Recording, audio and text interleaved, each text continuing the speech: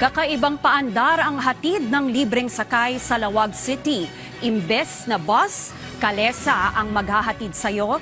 Sa'yo yan ang paraan ng rehiyon sa pagtaas ng presyo ng langis at mapasigla ang turismo. Silipin yan sa sentro ng balita ni Jude Pitpitan ng Radyo Pilipinas.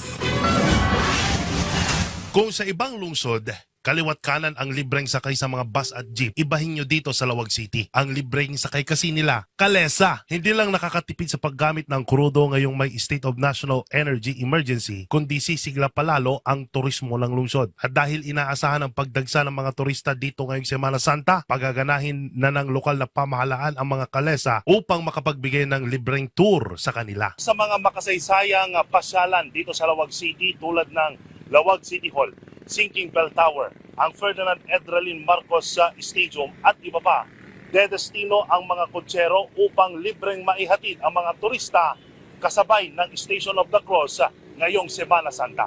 Kaya naman ang mga lokal at mga turista na nakasakay ng libre, lubos ang pasasalamat sa LGU. Bukod kasi sa libre, nakaikot at nakapasyal pa sila sa mga ipinagmamalaking lugar ng Lawag City. Itong experience po namin sa libreng sakay ng programa ng LGU is napakaganda po ng programa and it really is a big help for the Lawagenyos and considering po yung pagtaas ng gasolina. Laking galak naman ni Manong Ruel dahil sa tagal ng panahon na siya'y kutsero, ngayon lang sila nakasali sa programa ng LGU.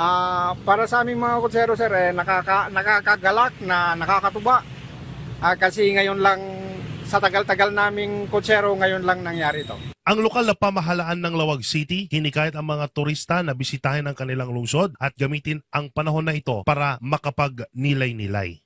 We really welcome our tourists warmly sa mga bisita. Bukas po ang aming mga kamay namin at palad para sa inyong maligayang pagdating dito sa amin sa Lawag City, lalong-lalo na dito sa Ilocos Norte as a whole.